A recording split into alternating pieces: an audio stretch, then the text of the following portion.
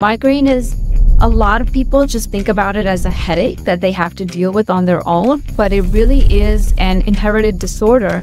There are neurological, sensory, autonomic, cognitive, and sometimes GI symptoms that go along with having a migraine. So it really is a disease that affects your entire body. You know, there are statistics. It's even more prevalent in the United States. It affects about 37 million people. And the unfortunate thing is that many of these people are dealing with migraine on their own because a lot of times they feel like it is something that they don't want to complain about to their friends, their family, at work. And there really is not a lot of physicians that specialize in migraine. So, you know, it's one of the reasons I'm excited to talk about this and spread more education and awareness.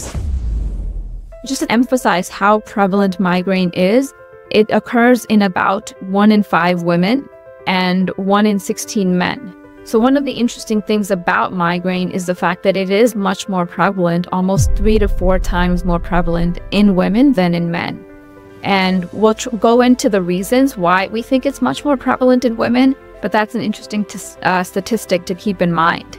And it's also about 1 in every 11 children. So it does affect children and then throughout your adult lifetime as well.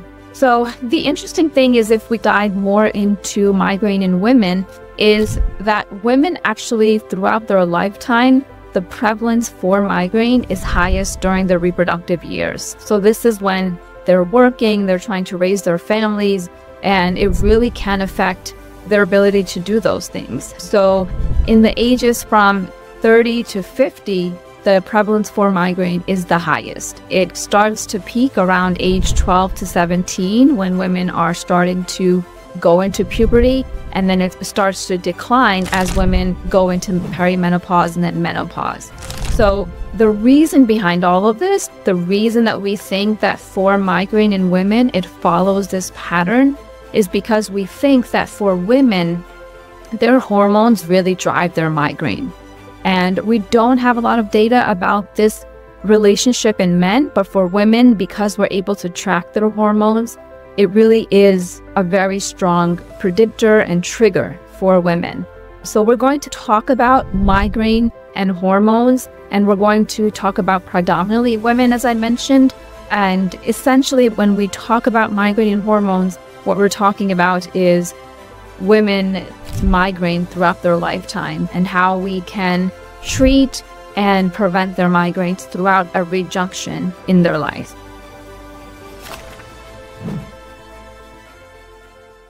When we talk about migraine, we're essentially talking about a neurological condition in which your nervous system is much more sensitive to either internal or external triggers. And for people that have migraine, we talk about 2 main types. And the reason that we break it down into these 2 main types is because we're able to identify then some risk factors that go with each type. So we talk about migraine without aura and migraine with aura.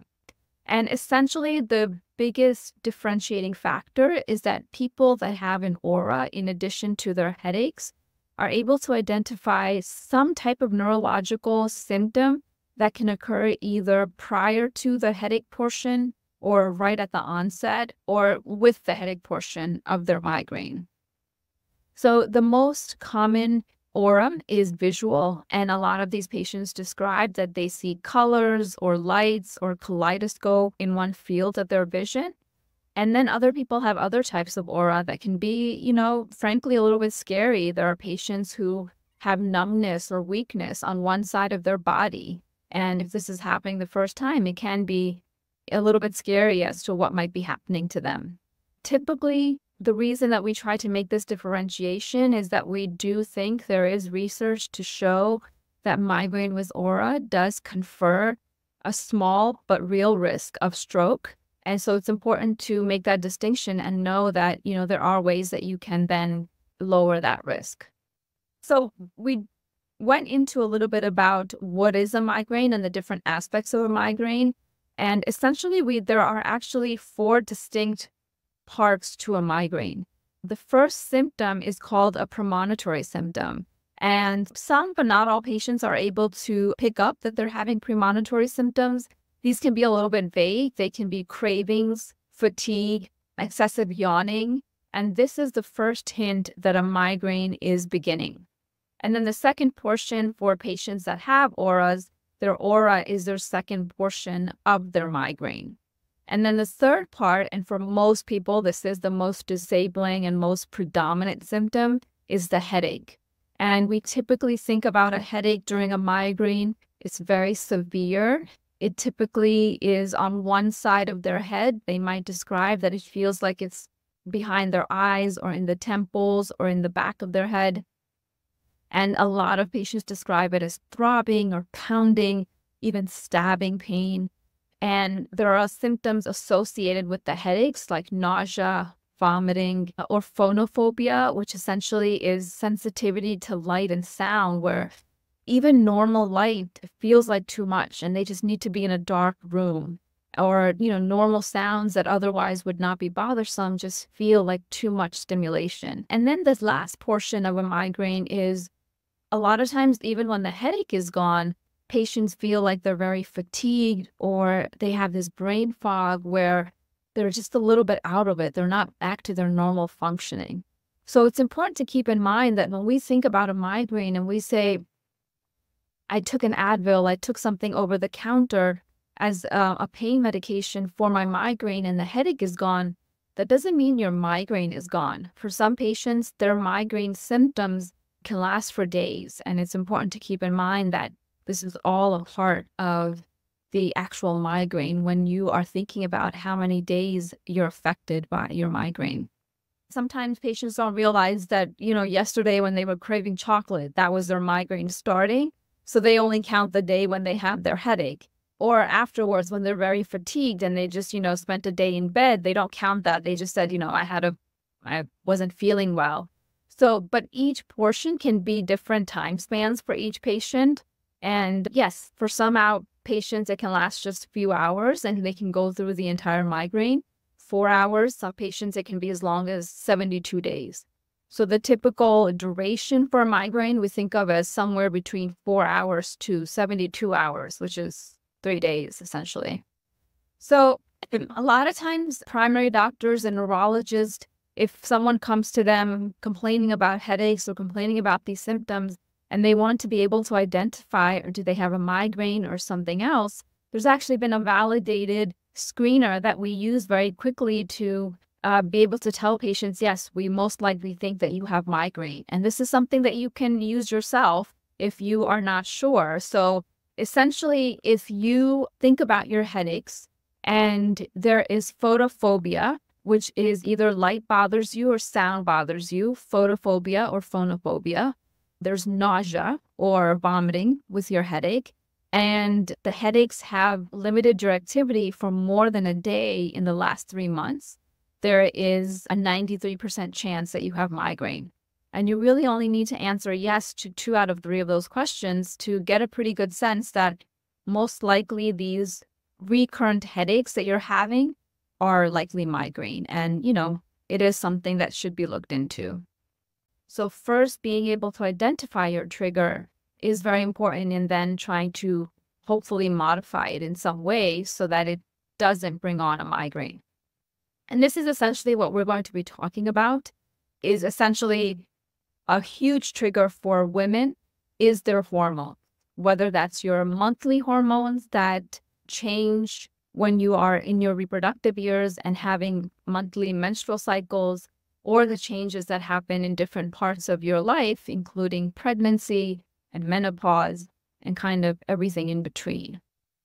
And one of the reasons we focus a lot on migraine and hormones is because it's something that's, for the most part, easily identifiable when these changes are happening monthly or throughout a woman's lifetime, but also potentially it is something that we can intervene on and intervene in a way that is helpful for women to deal with their migraine. The other big piece about migraine triggers is diet. There's less research around diet and migraine, and unfortunately one of the reasons for that is that it's very hard to track people's diet completely so that you have a very good idea about are there certain common triggers? Essentially the way that we track a trigger is that you will keep something called a headache diary, where you track your potential triggers and then you try to correlate to migraine onset or worsening of migraine. And with diet, it can be very difficult because if you go out to eat or if you eat foods that are already prepared, you might not know everything that is in there that could potentially be a trigger. What we do know is that from studies, alcohol, especially red wine, is a trigger. And for many patients, things like artificial sweeteners and MSG do tend to be universal triggers. Apart from that, there might be things that patients feel like are their own individual triggers, and sometimes what they'll do is try to take that out of their diet to test it, and that could or could not give them a positive response. Things like when we talk about chocolate and caffeine are very difficult to really pin down because, interestingly enough, when we do the studies, they're not significant. So there was a recent study on chocolate, and it didn't show that it was significantly correlated with migraine trigger.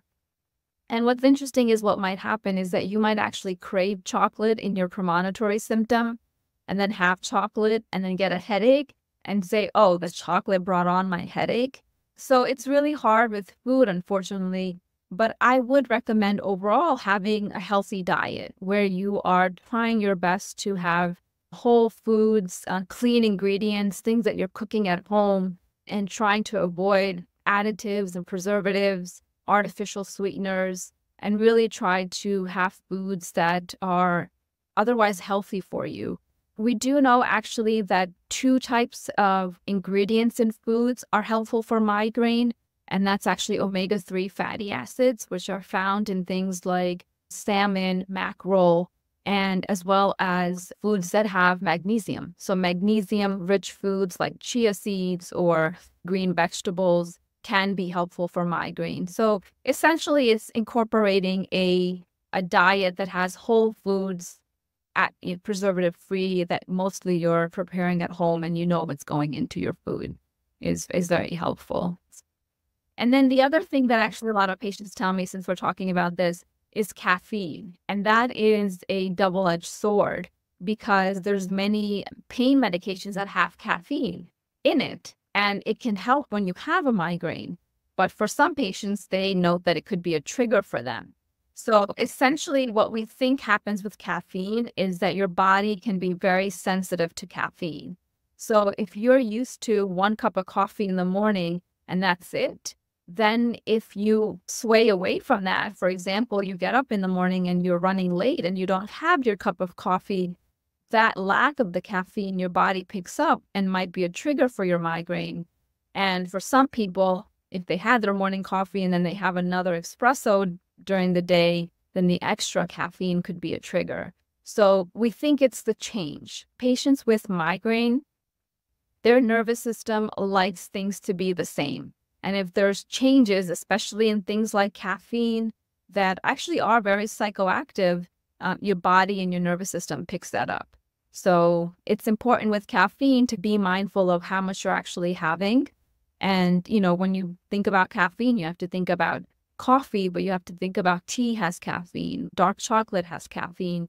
So it might be these things that you don't realize you're actually having, caffeine in those other things as well.